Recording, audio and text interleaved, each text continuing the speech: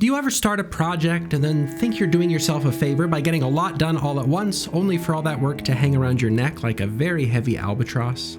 And then do you ever intend to go back and finish things, but then never actually find it in you to do it? I mean, of course I don't. I'm practically superhuman, but I just want you to know that I at least know what it feels like.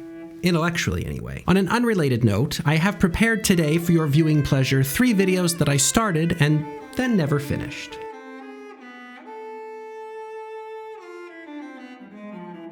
Once upon a time, I made a lot of ice cream all at once, and I even recorded it so that I could share it with you. But then it wasn't spring break anymore or something like that, and I had a lot of footage to edit, a lot of ice cream in my freezer, and a healthy dose of creative anxiety about making something good out of it all. So of course I did what any dedicated creative would do. I lost the ice cream to the back of the freezer and abandoned the footage to a forgotten corner of the hard drive, and then I tried to forget that all of it existed, while at the same time feeling pretty guilty that I was leaving a project, or in this case 3 projects, unfinished. Part of the problem also was that I imagined releasing seasonal flavors at the appropriate times of the year, and well, as you'll see, those appropriate times came and went, and I still had the footage unedited.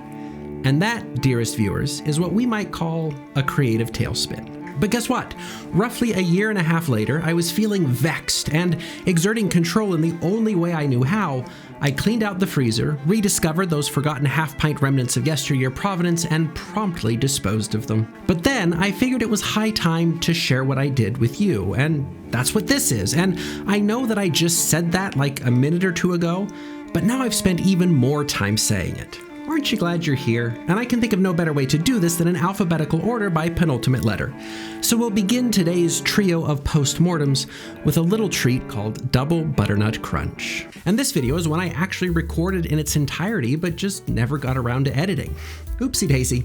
Well, actually what happened was that I set myself up with a video that was going to require me to draw a lot of graphics, and that's kind of fun, but it is also not part of my core skill set. So it's labor intensive and can sometimes be enough to dissuade me from pursuing a project. Long story short, I roasted some butternut squash for dinner, had some left over, and decided to make ice cream with it. So I opted for a lightly spiced butternut squash base, and to that I added some buttered pecans and airplane cookies. Along the way, I made a few mistakes in making it, and the script that I wrote had some nice lines about not being afraid to do things even if you're making mistakes, and how you can learn from them. And when you're making ice cream, the stakes of those mistakes are really small, because even bad ice cream is good, and you get the picture. And as you can see, I did a great job of taking my own advice and sitting on the whole mess for a very long time. Honestly, I get that I'm kind of just learning my way through the ice cream craft, but then I'm also that's no excuse to put out messy slop. I should have enough respect for my audience to put some care into what I'm doing, you know? Which is why today you're getting a triple helping of messy slop. Lucky us. Again, I know you're all just so happy to be here. That said, even with the mess-ups, this ice cream turned out to be excellent. That autumnal base of squash and baking spices like cinnamon and nutmeg is just the kind of thing you'd want, maybe even in the middle of summer, and the chunks of cookie and butter pecans are such a great complement to it all, amping up the autumnality and pleasure of the whole thing. So, feel free to add some pureed squash to your ice cream sometime and savor the joys of it before moving on to the timeless, note that foreshadowing, classic Cadbury cream egg omelet ice cream. And there's really not that much to say other than that this is a dream made reality, which of course requires a pink dream border. And for this one, I just made some vanilla ice cream and put crumbled up mini cream eggs in it, so it's not that hard despite what people seem to think. See, I get a lot of questions about how I make ice cream with boxing gloves on, but it really doesn't pose that much of a challenge. See, it's easy peasy. But anyway, here it is, all dressed up in its Easter best. And of course, it's every bit as delectable as you might think. You might even forget your pocket watch is missing while enjoying the transporting pleasures of this ice cream, the product of a job very well done. Which leaves our final flavor of the day, the not-so-timeless Clementhyme. And now, today is not the day to disentangle the small citrus nomenclature that distinguishes mandarins from clementines, from satsumas from tangerines. Whatever they really are, I grew up knowing them as clementines, and besides, mantimedarin is not a good name for an ice cream. This one involves making ice cream by steeping hunks of clementine peel and a little sprig or 2 of thyme in your dairy while you make the base. Then, when you go to churn, you add some clementine syrup, which is clementine juice plus sugar, and churn away. And when you do that, you'll end up with something like this, which honestly I think would look right at home on this recipe binder that I grew up with. It's very retro. But hey, it also tasted pretty good, the clementine part especially. That ice cream was bright and sweet and unique, orange, lemon, and lime, all of that's old hat.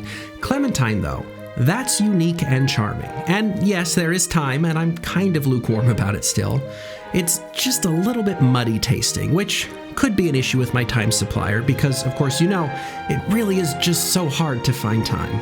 But I also wonder if maybe I wouldn't like it better with dry thyme. I know, heresy of heresies, but I generally find myself liking things with dry thyme in them better than fresh, so maybe a dry versus wet herb experiment is somewhere in our future. Unlike any of these three flavors, which all existed in the past, and there they will stay, unless of course you make them yourselves based on the very thorough and helpful explanations I've provided.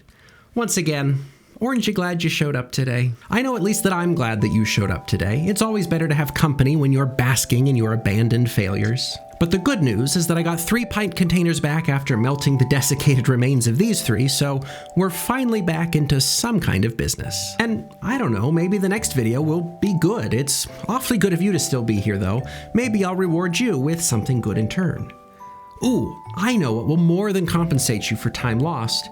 How about an ice cream limerick? There once was a trio of ice creams, old Dr. B's miserable pipe dreams. Now they're in this video and in this ditty, oh miserable miscreant ice creams.